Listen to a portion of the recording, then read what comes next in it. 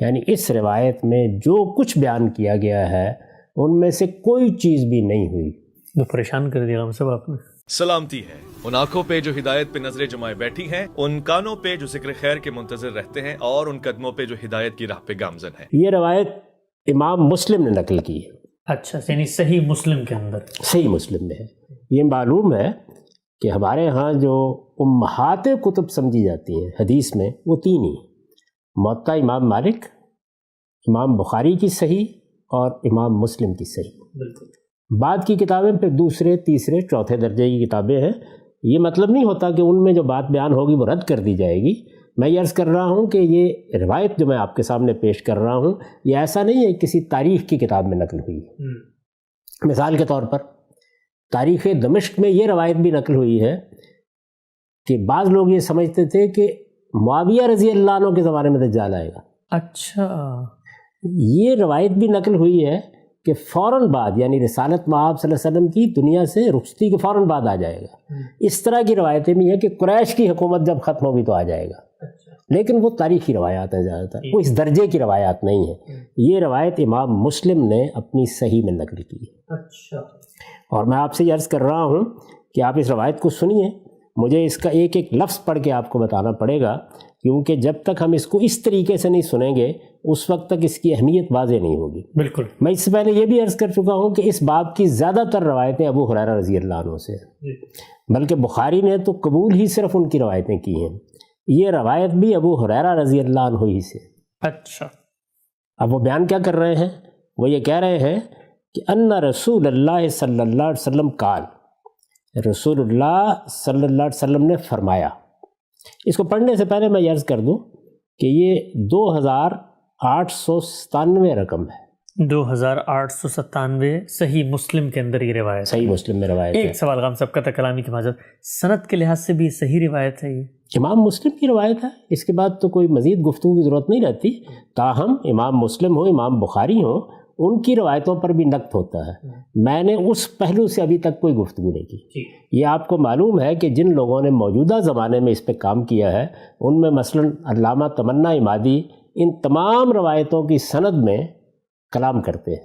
یہ بتاتے ہیں کہ اس میں فلاں سند میں یہ غلطی ہے، کتاب میں اس کے آنے میں یہ خرابی پیدا ہو گئی ہے، خود کتاب کی روایت میں یہ خرابی پیدا ہو گئی ہے، میں نے اس کو موضوع نہیں بنایا، اس لیے کہ اس میں اتفاق پیدا کرنا بہت مشکل ہے۔ یہ فن اس نوعیت کا ہے کہ اس میں جس وقت کسی راوی پر گفتگو کی جاتی ہے، جرح کی جاتی ہے، تعدیل کی جاتی ہے، اس میں بہرحال اختلافات ہو جاتے ہیں۔ لیکن صحیح مسلم، امام مسلم کا اطمینان تھا تو انہوں نے اپنی کتاب میں درج کیا، یعنی امام مسلم نے اس کو قبول کیا ہے۔ اس کے بعد ہم جب، میں ابھی عرض کر چکا کہ علامہ انور شاہ کشمیری کو پڑھتے ہیں تو وہ بھی اس کو قبول کر رہے ہیں۔ انہوں نے بھی یہ روایت اس کتاب میں نقل کی ہے جس کا میں بار بار نام آپ کو بتا چکا ہوں، کہ تصریح بما تواتر فی نزول المسیح۔ مولانا سید ابو العلا صاحب مودودی نے جب وہ ضمیمہ لکھا ہے سورہ احزاب کا، اور اس میں روایتوں کا انتخاب کیا ہے، اس میں بھی اس روایت کا انتخاب کیا ہے، یعنی اس کو سب لوگ قبول کر رہے ہیں۔ بس یہ میرا سوال تھا کہ یہ قبول ہے، اس میں یہ مسئلہ نہیں ہے کوئی بھی۔ امام مسلم کی روایت ہے، صحت کے ساتھ نقل ہوئی ہے۔ جس روایت کو آپ صحیح کہتے ہیں فنی اصطلاح میں، یہ اس اصطلاح کے مطابق بالکل صحیح روایت ہے۔ میں یہ وضاحت کر چکا ہوں کہ صحیح محدثین کی اصطلاح ہے۔ ابو ہریرہ رضی اللہ عنہ سے وہ یہ کہتے ہیں کہ ان رسول اللہ صلی اللہ علیہ وسلم قال، رسول اللہ صلی اللہ علیہ وسلم نے فرمایا۔ یہ بات بھی میں یہاں واضح کر دوں تھوڑی دیر کے لیے رک کے، کہ اس کے لیے امام مسلم کی صحیح میں جو باب باندھا گیا ہے وہ کیا ہے؟ باب فی فتح قسطنطینیہ و خروج الدجال و نزول عیسیٰ ابن مریم، باب یہ باندھا گیا ہے۔ لیکن امام مسلم کے باب چونکہ بہرحال اس طرح نہیں ہے جیسے امام بخاری نے ان کے لیے خصوصی عنوانات تجویز کیے ہیں، تو اس سے استدلال نہیں کیا جا سکتا۔ ان رسول اللہ صلی اللہ علیہ وسلم قال، رسول اللہ صلی اللہ علیہ وسلم نے فرمایا، لا تقوم الساعہ حتی ینزل الروم بالاعماق او بدابق، قیامت برپا نہیں ہوگی یہاں تک کہ رومی اعماق میں آ اتریں۔ رومی عام طور پر حدیثوں میں مسیحیوں کے لیے آتا ہے، اس زمانے میں یہی تھا، خود قرآن مجید میں بھی ایسی ہے، غلبت الروم، سورہ روم میں یہ اسی طرح استعمال ہوا ہے۔ روایتوں کو جب ہم دیکھتے ہیں تو رسالت مآب صلی اللہ علیہ وسلم نے بھی اسی طریقے سے اس کو نقل کیا ہے، یعنی فارس اس کا مطلب ہوگا ایران کی ساسانی سلطنت، اور اسی طریقے سے جب روم کہا جائے گا تو اس کا مطلب ہوگا مسیحی یا مسیحی سلطنت، خواہ وہ بازنطینی ہو اور یا وہ دوسری سلطنت ہو۔ عام طور پر اس کے لیے یہی الفاظ استعمال کیے جاتے ہیں۔ تو حتیٰ ینزل الروم بالآماک، قیامت برپا نہیں ہوگی جب تک کہ مسیحی یا رومی آماک میں نہیں آ اتریں گے۔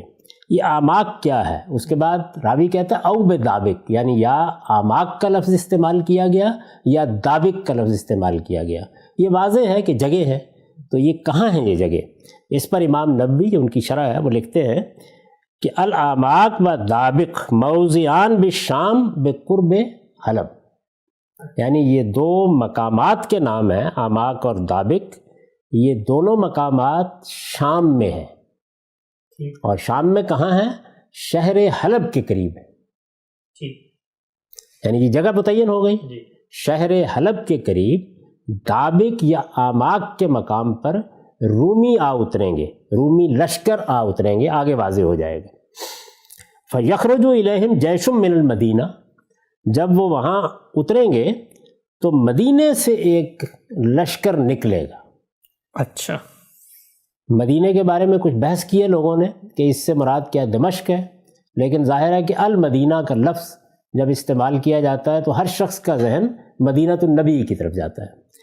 مدینے سے ایک لشکر نکلے گا من خیار اہل الارض یومئذ، جو اس وقت دنیا کے بہترین لوگوں کو شامل ہوگا، یعنی اخلاق کے لحاظ سے، کردار کے لحاظ سے، سیرت کے لحاظ سے بہترین لوگوں کا ایک لشکر نکلے گا۔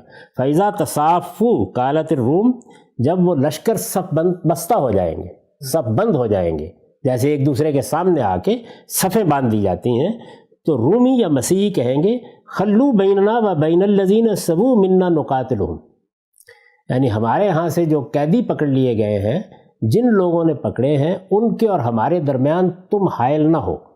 اچھا، یعنی مدینے والوں کو کہیں گے، اس لشکر کو کہیں گے کہ تم اس میں حائل نہ ہونے کی کوشش کرو، ہم ان سے لڑیں گے۔ ٹھیک، ظاہر ہے کہ وہ اپنے قیدی چھڑانا چاہتے ہیں یا ان کو سزا دینا چاہتے ہیں۔ تو خلو بیننا و بین الذین سبو منا نقاتلہم، اس میں کچھ لفظ میں سبو اور سبو اس طرح کا کچھ اختلاف ہوا ہے، لیکن میں اس کو نظر انداز کر رہا ہوں، اس سے کوئی فرق نہیں پڑتا اصل مدعا پر۔ فیقول المسلمون، مسلمان اس کے جواب میں رومیوں سے کہیں گے لا واللہ لا نخلی بینکم و بین اخواننا، بخدا اس کا کوئی امکان ہی نہیں ہے کہ ہم اپنے بھائیوں کے اور تمہارے درمیان حائل نہ ہوں، اس کا کوئی امکان نہیں ہے۔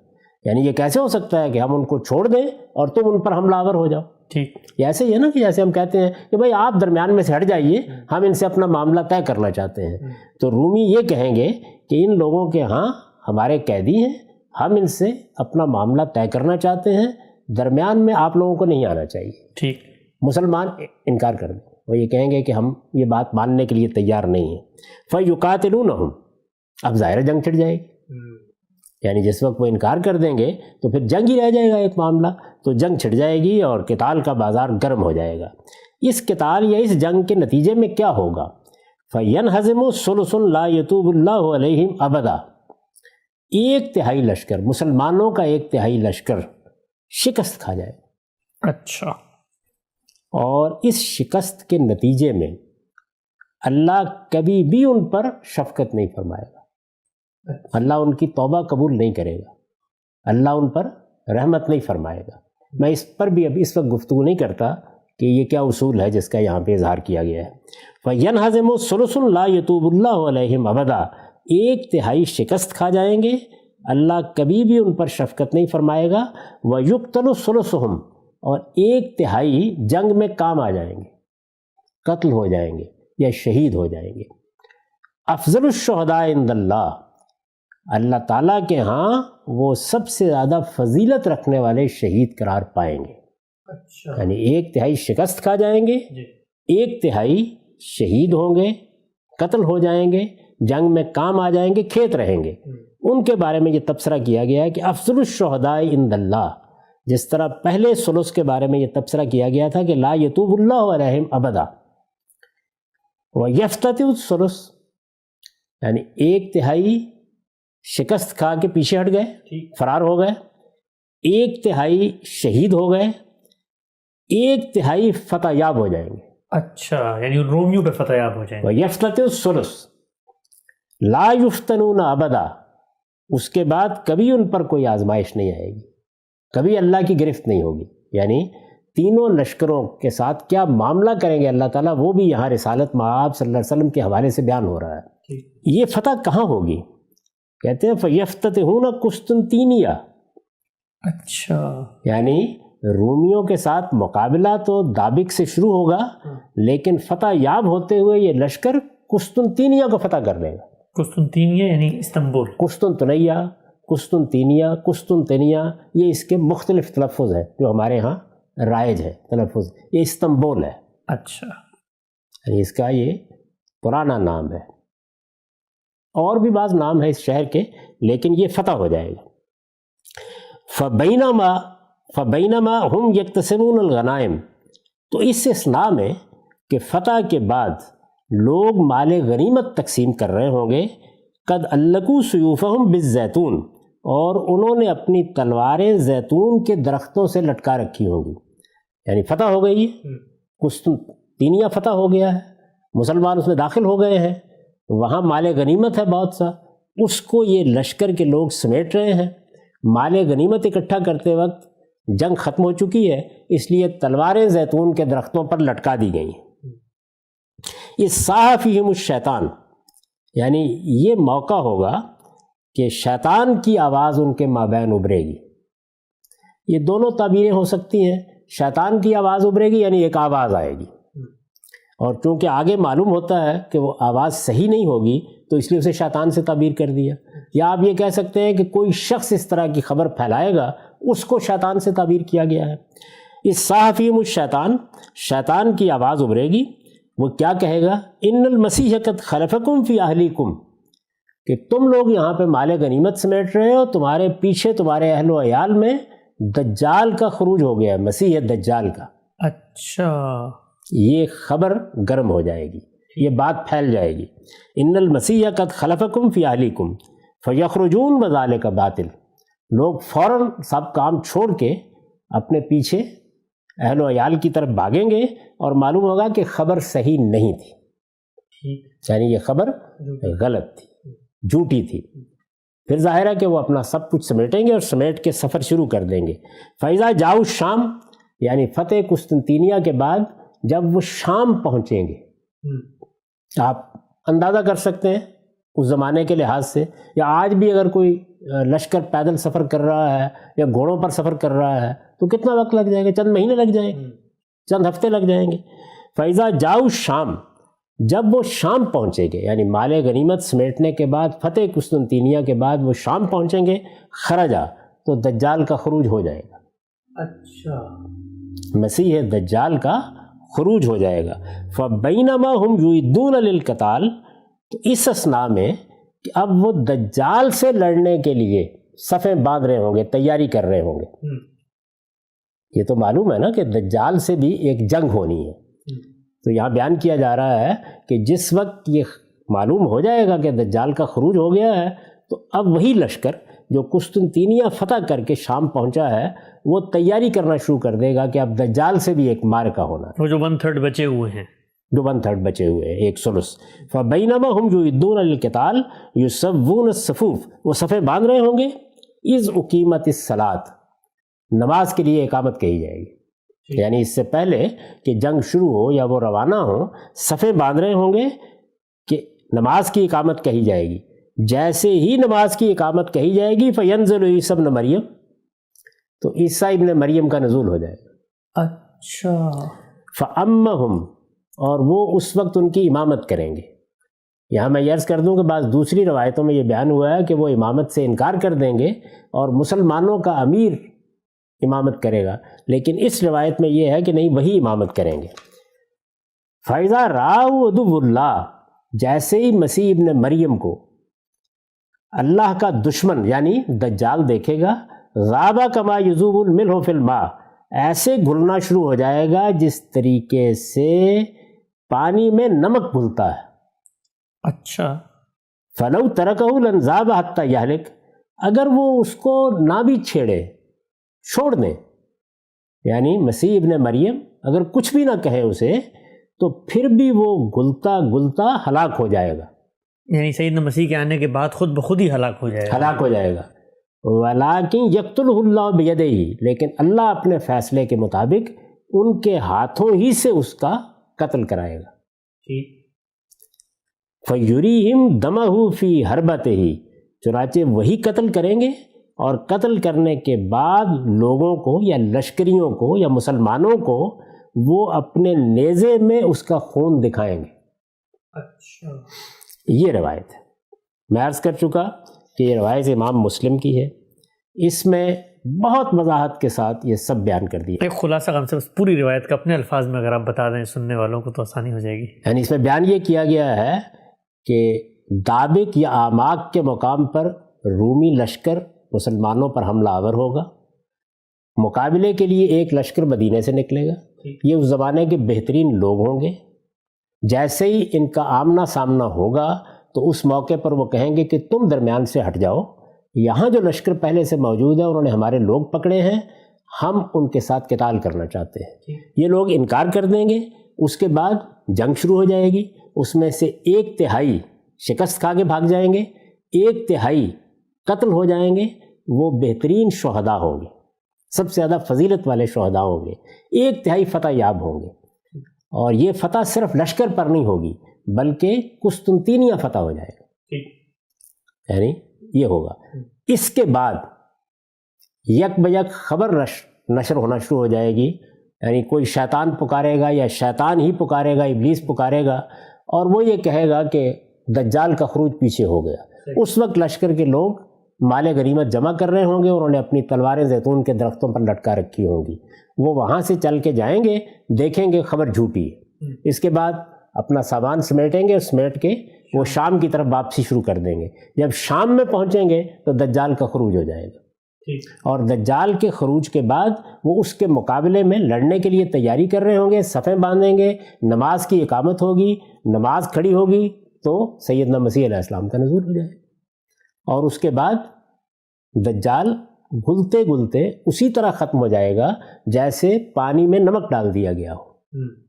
تاہم اللہ تعالیٰ انہی کے ہاتھ سے دجال کو قتل کرائے گا اور وہ اپنے نیزے میں اس کا خون دکھائے گا. یہ رسول اللہ صلی اللہ علیہ وسلم نے بات فرمائی ہے، صحیح مسلم میں نقل ہوئی ہے. یعنی یہ ابو ہریرہ رضی اللہ عنہ رسالت مآب صلی اللہ علیہ وسلم کی نسبت سے بیان کر رہے ہیں. یہ امام مسلم کی صحیح ہے. اب یہ دیکھیے کہ اس میں بالکل متعین طور پر بتا دیا گیا ہے کہ دجال کا خروج کب ہوگا. قسطنطینیہ فتح ہوگا. قسطنطینیہ کی فتح کے بعد جتنا وقت بھی آپ فرض کر لیں کہ لشکر قسطنطینیہ سے چل کر شام پہنچے گا تو دجال کا بھی خروج ہو جائے گا، اور دجال کے خروج کے بعد اس سے لڑنے کی تیاری ہو رہی ہوگی تو سیدنا مسیح علیہ السلام کا نزول ہو جائے. تو زمانہ بالکل متعین ہو گیا. یعنی واضح ہو گیا، ہر لحاظ سے واضح ہو گیا کہ دجال کے خروج کی جو پیشین گوئی کی گئی ہے، اسی طرح سیدنا مسیح علیہ السلام کے نزول کی جو پیشین گوئی کی گئی ہے، اس کا وقت روایتوں میں یہ مقرر کیا گیا ہے. میں اس سے پہلے عرض کر چکا کہ اس روایت کو امام مسلم نے نقل کیا ہے. ایسا نہیں ہے کہ اس کے بعد اس روایت کو ترک کر دیا گیا ہے. یہ اس زمانے تک اسی طرح نقل ہو رہی ہے. ہمارے علماء اس کو ایسے ہی بیان کر رہے ہیں. اس میں اگر آپ کوئی بات پوچھنا چاہتے ہوں کہ کیا جو بات میں نے کہی تھی اس کے خلاف تو کوئی چیز سامنے نہیں آئی، یعنی وقت متعین ہے بالکل. فتح قسطنطینیہ، فتح قسطنطینیہ بالکل ایسے ہی ایک تاریخ کا ناقابل تردید واقعہ ہے جس طرح سے فتح مکہ. قرآن مجید جب الفتح کہتا ہے تو اس میں بھی ہر شخص پر واضح ہوتا ہے کہ اس سے فتح مکہ مراد ہے. فتح قسطنطینیہ نے یہ حیثیت کیوں اختیار کر لی تھی، یعنی اس کا کیا سبب تھا، کیا وجہ تھی یہ اختیار کر لی؟ رسالت مآب صلی اللہ علیہ وسلم نے کچھ پیشین گوئیاں کی تھی اور اس میں یہ بتایا تھا کہ میرے بعد مسلمانوں کو کیا کیا مارکے پیش آئیں گے. جو مارکے رسالت مآب صلی اللہ علیہ وسلم کے بعد مسلمانوں کو پیش آئیں گے، اس میں یہ بات بھی بیان کی گئی تھی کہ 4 بڑے مارکے ہوں گے. یہ بھی ایک روایت ہے اور یہ بھی امام مسلم ہی کی روایت ہے اور اسی باب میں ہے. یعنی باب کا عنوان قائم کیا گیا باب ما یکون من فتوحات المسلمین قبل الدجال. اس میں یہ بیان کیا گیا تھا کہ تغزون جزیرۃ العرب فیفتح اللہ، یعنی تم جزیرہ عرب میں ایک جنگ کرو گے، اللہ اس کو فتح کر دے گا، جیسے کہ مکے کی فتح کے بعد ہو گیا. ثم فارس، پھر اس کے بعد فارس کے یعنی ایران کے لوگوں سے لڑو گے، فیفتح اللہ اس کو بھی فتح کر دے گا، ثم تغزون الروم، پھر رومیوں سے لڑو گے، فیفتح اللہ اس کو بھی فتح کر دے گا، ثم تغزون الدجال، فیفتح تو اللہ اس کو بھی شکست دے گا اور تمہیں فتح حاصل ہو جائے گی۔ تو یہ رومیوں کے ساتھ جنگ ایک لحاظ سے اس کے فوراً بعد شروع ہو گئی تھی جب رسالت مآب صلی اللہ علیہ وسلم دنیا سے رخصت ہوئے، یعنی فارس سے ہوئی، رومیوں سے ہوئی۔ اس زمانے کی رومی سلطنت بہت دور دور تک پھیلی ہوئی تھی، تو رومی سلطنت کے مقبوضات مسلمانوں نے اپنے قبضے میں کر لیے تھے، لیکن قسطنطینیہ فتح نہیں ہوا۔ اچھا، یعنی کیسر روم اپنی سلطنت سمیٹتے سمیٹتے اپنے دارالحکومت میں پہنچ چکا تھا، لیکن قسطنطینیہ فتح نہیں ہوا۔ تو ایک لحاظ سے وہ ایک بالکل علامت بن گیا تھا مسلمانوں کے ہاں کہ یہ فتح ہوگا تو گویا ہماری فتوحات کی تکمیل ہوگی، اس کے ساتھ اس کو یہ حیثیت حاصل ہو گئی۔ اب فتح قسطنطینیہ کے معاملے میں بعض اور اخبار بھی تھے، روایتوں میں بعض اور خبریں بھی تھیں جن میں مثلاً یہ بھی کہا گیا تھا کہ جو لشکر وہاں پہلا لشکر جائے گا وہ اللہ تعالیٰ کے ہاں مغفرت کا مستحق ہو جائے گا۔ چنانچہ یہ معلوم ہے کہ وہ لشکر گیا، معاویہ رضی اللہ عنہ کے زمانے میں حملہ کیا گیا، اس سے پہلے کی بعض مہمات کا بھی تذکرہ ملتا ہے، اس کے بعد بھی بہت سی مہمات بھیجی گئیں، اس میں ابو ایوب انصاری رضی اللہ عنہ بھی تھے، یعنی جلیل القدر صحابی جن کے ہاں رسالت مآب صلی اللہ علیہ وسلم نے مدینہ ہجرت کے بعد قیام کیا تھا، ان کا مرکز اب بھی وہیں ہے، استنبول کی فصیل کے باہر ان کو دفن کر دیا گیا تھا، لیکن قسطنطینیہ فتح نہیں ہوا۔ یہ لشکر یزید کی قیادت میں گیا تھا، اس میں بڑے جلیل القدر صحابہ تھے، ابو ایوب انصاری رضی اللہ عنہ جیسے صحابی تھے۔ تو یہ لوگ سمجھتے تھے کہ رسالت مآب صلی اللہ علیہ وسلم کی یہ پیشین گوئی چونکہ کی گئی ہے تو یہ ہمارے حق میں پوری ہو، اس کی فطری خواہش تھی، اس کا کوئی وقت نہیں مقرر کیا گیا تھا کہ یہ کب ہوگا، سب لوگ اس کا انتظار کر رہے تھے۔ تو میں آپ کے سامنے ابن کثیر کو رکھتا ہوں، ابن کثیر ہمارے ہاں کے جلیل القدر علماء میں سے ہے، ان کی تفسیر ابن کثیر بڑی شہرت رکھتی ہے۔ اسی طریقے سے انہوں نے تاریخ کی بھی ایک بہت بڑی کتاب لکھی ہے، البدایہ والنہایہ، یہ ان کی تفسیر ہے۔ اس تفسیر میں سورہ آل عمران کی جو مشہور آیت ہے انی متوفی کا ورافعک الیہ، اس میں یہ ایک عبارت لکھ رہے ہیں۔ اس سے آپ اندازہ کر سکتے ہیں کہ فتح قسطنطینیہ کو مسلمان کس طرح دیکھ رہے تھے، کیسے اس کا انتظار کر رہے تھے، کیا نوعیت تھی۔ یہ میں واضح کر دوں کہ ان کی وفات 774 ہجری میں ہوئی، 774 ہجری میں ابن کثیر دنیا سے رخصت ہوئے ہیں۔ یہ اس موقع کے اوپر بیان کر رہے ہیں۔ بیان کرنے کی تقریب کیا بنی ہے، ظاہر تفسیر لکھ رہے ہیں تو تفسیر میں تو یہ معلوم ہونا چاہیے نا کہ کیا تقریب ہوئی۔ تقریب یہ ہے کہ اللہ تعالیٰ نے وہاں یہ بتایا ہے کہ مسیحیوں کا یا مسیح کے ماننے والوں کا غلبہ قیامت تک یہود پر قائم رہے گا۔ یہ بیان کیا گیا نا، جائل الذین اتبعوک فوق الذین کفروا الی یوم القیامہ۔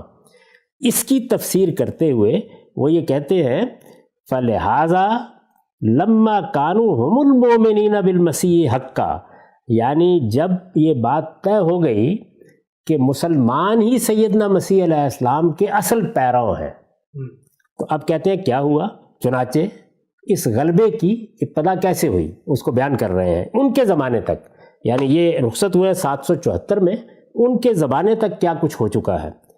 کہتے ہیں سلب النصارى بلاد الشام، مسلمانوں نے مسیحیوں سے یا نصارہ سے، یہ وہی رومی ہے، ان سے شام کے علاقے چھین لیے۔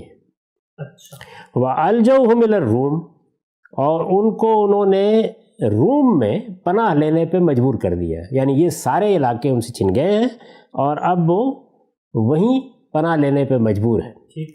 فَلَجَوْا إِلَى مَدِينَتِهِمُ الْقُسْطُنطِينِيَّةِ، اور وہ پیچھے ہٹتے ہٹتے، شکست کھاتے کھاتے، اپنے علاقے خالی کرتے ہوئے بالآخر اپنے شہر قسطنطینیہ میں جا کے پناہ لیے ہوئے، یعنی ان کو وہاں جانے پہ مجبور کر دیا گیا، باقی علاقے مسلمانوں نے ان سے چھین لیے۔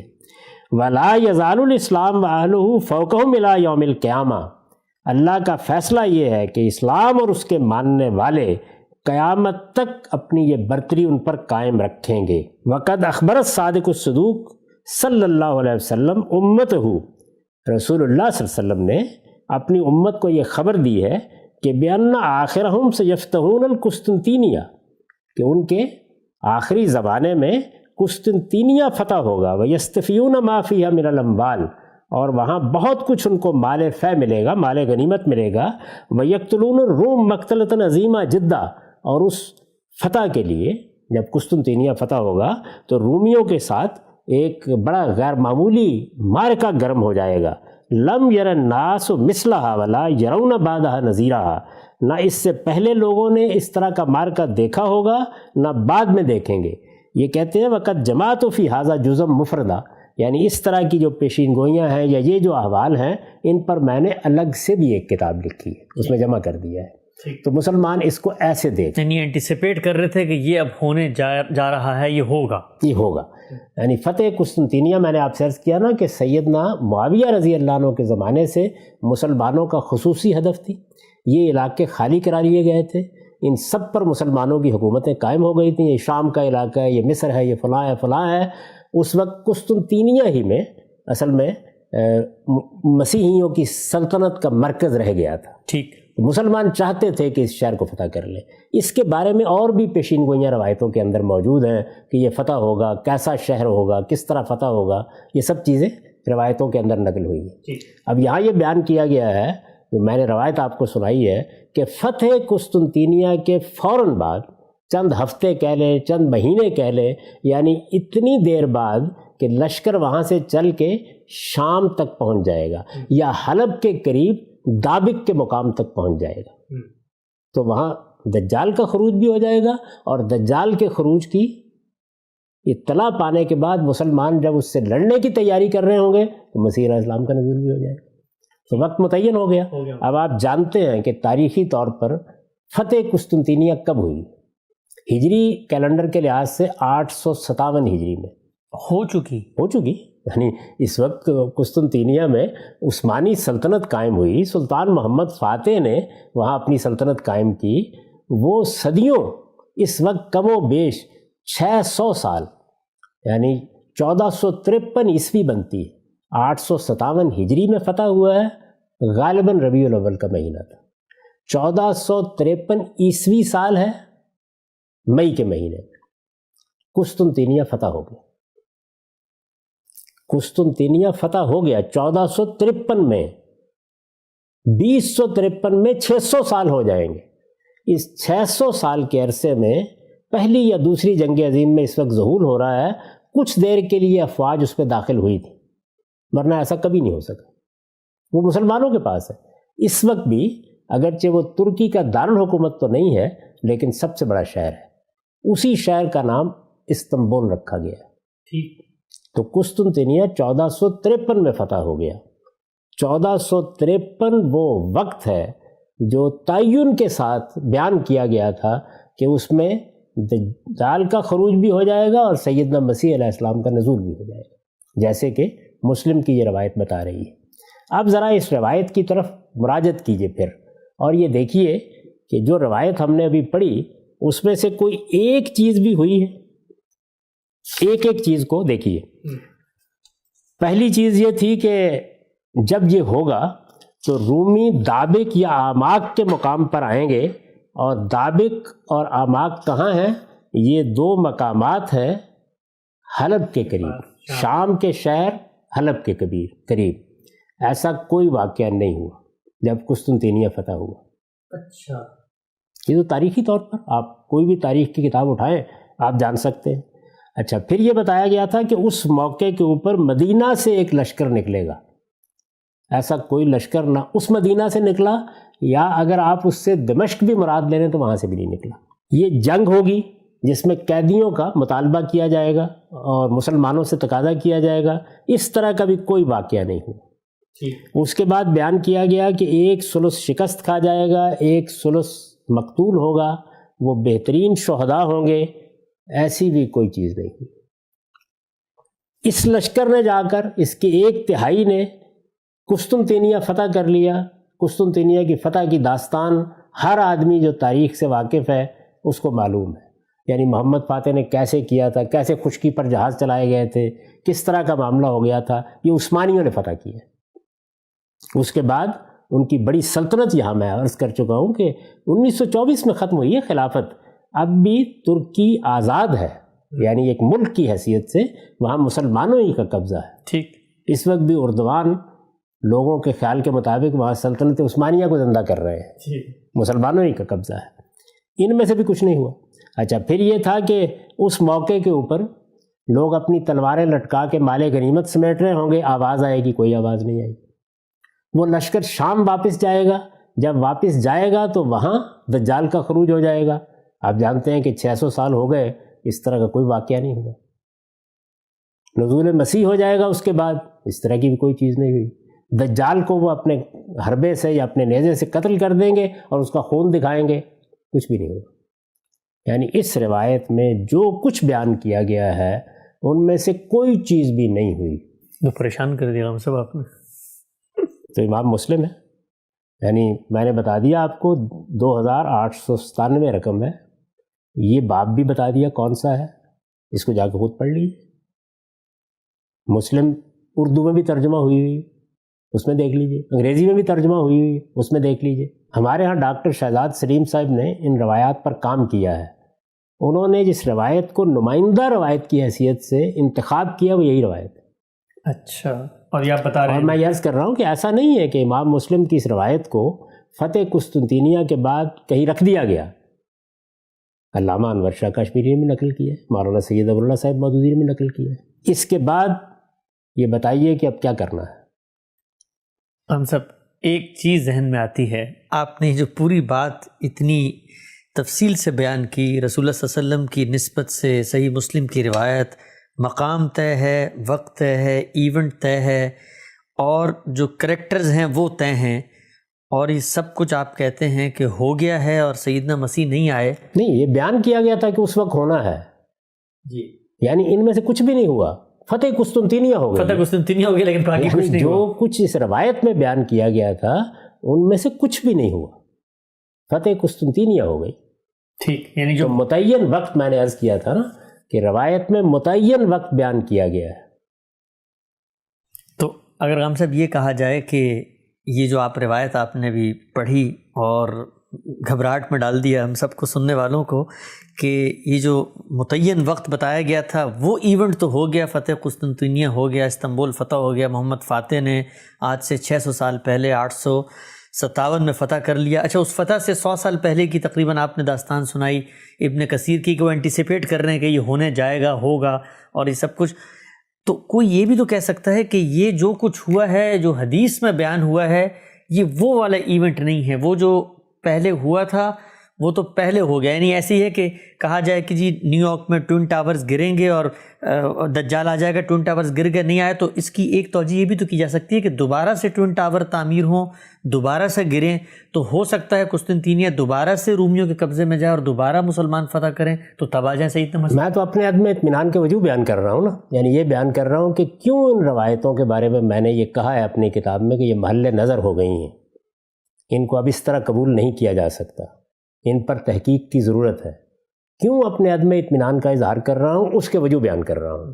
اب یہ جو بات آپ نے کہی ہے، یہی بات اس کے بعد علماء کہہ رہے ہیں. اچھا، یعنی وہ یہی کہہ رہے ہیں کہ یہ فتح قسطنطینیہ وہ نہیں ہے. اب دیکھیے کیا چیزیں فرض کرنی پڑیں گی. یعنی اس کا مطلب یہ ہے کہ قسطنطینیہ ایک مرتبہ پھر رومیوں کے قبضے میں چلا جائے گا. 600 سال سے تو نہیں گیا، لیکن چلا جائے گا قیامت سے پہلے. ٹھیک، یہ فرض کرنا پڑے گا نا. اچھا، پھر اور دیکھیے کیا فرض کرنا پڑے گا. یہ فرض کرنا پڑے گا کہ یہ دنیا میں جتنے اسلحہ، جتنے ہتھیار ایجاد ہو گئے ہیں، سب ختم ہو جائیں گے. اتنا بڑا انقلاب دنیا میں آئے گا کہ پھر تلواروں سے جنگیں ہوں گی. پھر وہ تلواریں فتح کے بعد زیتون کے درختوں سے لٹکائی جائیں گی. پھر اسی طرح مال غنیمت تقسیم ہوں گے. ماننا پڑے گا نا یہ سب کچھ آپ کو، یا نہیں ماننا پڑے گا؟ اچھا، ماننا پڑے گا کہ دجال کو قتل کرنے کے لیے نہ کوئی بم چلے گا. اس وقت تو ویسے جہاں جہاں اسلامی نظام قائم ہو رہا ہے بم چلا کے ہی ہو رہا ہے، لیکن نہ کوئی بم چلے گا، نہ توپیں نکلیں گی، نہ ٹینک چلیں گے، نہ جہازوں سے بمباری ہوگی، کچھ نہیں ہوگا، نیزے سے اس کو مار گرایا جائے گا۔ تو یہ سب چیزیں جو ہے فرض کر کے جو لوگ مطمئن ہونا چاہتے ہیں وہ مطمئن رہیں، مجھے ان کو کچھ نہیں کہنا۔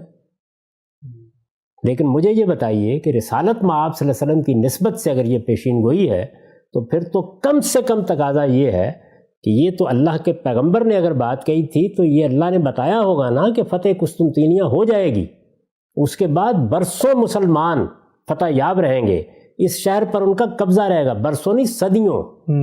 600 سال ہو گئے، 600 سال تو اب ہو گئے نا، صدیوں قبضہ رہے گا۔ پھر دنیا میں ایسے واقعات ہوں گے کہ دوبارہ تلواروں سے جنگیں ہوں گی، یہ بتایا ہوگا۔ تو چلیے یہ ساری بات نہ روایت میں ہوتی، اتنے دو جملے ہوتے کہ جب فتح قسطنطینیہ دوسری مرتبہ ہوگی، یہ تو کم سے کم تقاضا ہے، کیونکہ پیشن گوئی میں تو ابہام پیدا ہو جائے گا اگر وہ یہ نہ بتایا جائے کہ دوسری دفعہ ہوگا کہ پہلی دفعہ ہوگا۔ نہیں، پھر پیشین گوئی رہی کیا؟ یعنی کیا چیز رہ گئی پھر؟ اسی طریقے سے پیشین گوئیاں ہوتی ہیں۔ آپ ذرا دیکھیے کیا چیزیں فرض کرنی پڑیں گی آپ کو، یعنی دنیا میں یہ تغیر آئے گا، یہ سب کچھ دوبارہ ان کے قبضے میں چلا جائے گا، رومی اسی طرح جنگ کرنے نکلیں گے، رومیوں کے یا مسیحیوں کے اور ہمارے مابین 200 سال تک صلیبی جنگیں ہو چکی ہیں۔ یہ جو میں نے کئی مرتبہ ذکر کیا کہ ایسا نہیں ہے کہ ہمارے ہاں اہل علم نے ان روایتوں پر اپنے عدم اطمینان کا اظہار نہیں کیا۔ علامہ تمنا عمادی نے کیا، مولانا ابوالکلام آزاد نے کیا، سید رشید رضا نے کیا، مفتی محمد عبدو نے کیا، اس وقت عرب کے بہت سے علماء کر رہے ہیں۔ یہ ہوتا رہا ہے، کیوں ہوتا رہا ہے؟ یہ اسباب ہیں اس کے۔ وہ کیسے بیان کرتے ہیں اس کو؟ بعض لوگ بالاجمال بیان کر دیتے ہیں۔ میں پوری تفصیل سے آپ کو بتا رہا ہوں کہ پہلے وہ عدم اطمینان کے وجود ہے کہ روایتیں شروع کب ہوئیں، نقل کیسے ہونا شروع ہوئی، اس میں ہم نے وہاں سے داستان شروع کی۔ اور اب اس کے بعد میں یہ عرض کر رہا ہوں کہ جب ایک روایت میں جو صحیح روایت بیان کی جاتی ہے، جو مسلم کی صحیح مسلم میں ہے، اس روایت میں جب یہ بتا دیا گیا کہ اس کا متعین وقت یہ ہے، تو اب آپ کے پاس اس کے سوا کوئی چارہ نہیں کہ آپ یہ ساری باتیں مفروضے کے طور پر مانیں اور اپنے عقیدے کو قائم رکھیں کہ یہ سب کچھ الٹ جائے گا، دوبارہ رومیوں یا مسیحیوں کا غلبہ ہو جائے گا، پھر وہ قسطنطنیہ کو اپنا مرکز بنائیں گے، پھر وہاں سے لڑنے کے لیے نکلیں گے، دنیا بالکل تبدیل ہو چکی ہوگی، یہ جدید ہتھیار، یہ جنگیں، ان کے طریقے، یہ قصہ ماضی ہو چکے ہوں گے، وہی زمانہ ہوگا جہاں تلواریں ہوں گی، جہاں تیر ہوں گے۔ بہت سے لوگ یہ کہتے ہیں کہ یہ اس لیے ہو جائے گا، یعنی توجیہ کرتے ہیں اس کی، یہ اس لیے ہو جائے گا کہ قیامت سے پہلے مسلمان ہی رہ جائیں گے سارے کے سارے، باقی تو قومیں ویسے ہی ختم ہو جائیں گی۔ میں آپ کو بتاتا ہوں کہ اسی مسلم میں روایت موجود ہے کہ قیامت کے قریب بھی اکثریت مسیحیوں کی ہوگی۔ اچھا، اور غام صاحب ہم تو اپنے علاقوں کا دفاع کر رہے ہیں اور سیدنا مسیح کے منتظر بھی ہیں، تو پھر تو ہمیں کرنا یہ پڑے گا کہ پہلے استنبول ان کے ہاتھوں میں دیں تاکہ سیدنا مسیح پھر دوبارہ، ہم تو ایک طرف دفاع کر رہے ہیں فوجیں بنا کے کہ اپنا کوئی شہر دیں گے بھی نہیں ان کو، تو پھر سیدنا مسیح کیسے آئیں گے؟ یہ جو آپ نے یہ دو ہی صورتیں ہیں بھائی، یعنی یا آپ یہ تسلیم کر لیں کہ یہ پیشین گوئی رسالت مآب صلی اللہ علیہ وسلم کی نسبت سے صحیح بیان نہیں ہوئی، کوئی بات اور تھی جو یہ صورت اختیار کر گئی ہے۔ یعنی چلیے میں بعد میں بتاؤں گا آخر میں جا کر کہ میرا اس پہ رجحان کیا ہے، کیا نقطہ نظر ہے، کہاں سے آئی ہیں یہ روایتیں، کیوں اس طریقے سے شائع ہوئی، میں اس پر ابھی گفتگو نہیں کر رہا۔ لیکن ایک چیز یہ ہے کہ آپ حوصلے کے ساتھ اس بات کا اعتراف کر لیں کہ رسالت مآب صلی اللہ علیہ وسلم کی نسبت سے یہ بات ٹھیک نہیں بیان ہوئی۔ اور دوسری چیز کیا ہے؟ دوسری چیز یہ ہے کہ بس یہ قبول کیے رکھیں، اور یہ بالکل درست فرمایا آپ نے کہ ہمارے ہاں عام طور پر روایتی علماء اسی جگہ پر کھڑے ہیں، یعنی ان کے خیال میں یہ فتح قسطنطینیہ ابھی نہیں ہوئی، اس سے پہلے یہ سب کچھ ہونا چاہیے، دنیا بالکل تبدیل ہو جائے، دوبارہ رومیوں اور مسیحیوں کا غلبہ قائم ہو جائے، یہ سارے ہتھیار ختم ہو جائے، دنیا کی ترقی کا پہیہ پیچھے گھوم جائے، پھر تلواروں سے جنگیں ہوں، وہ تلواریں زیتون کے درختوں پر لٹکائی جائے، پھر ایک نیزے سے سیدنا مسیح علیہ السلام دجال کو قتل کریں۔ یہ اس روایت کی روح سے ہونا چاہیے۔ تو آپ کے پاس دو ہی رستے ہیں، ایک وہ جو ہم نے اختیار کیا ہے کہ ہم اپنے عدم اطمینان کا اظہار کر رہے ہیں یا ان کو محل نظر قرار دے رہے ہیں، اور دوسرا یہ کہ آپ یہ سارے مفروضات جو میں نے بیان کیے ہیں ان کو عقیدہ بنا کے آپ روایت کو مانتے رہیں۔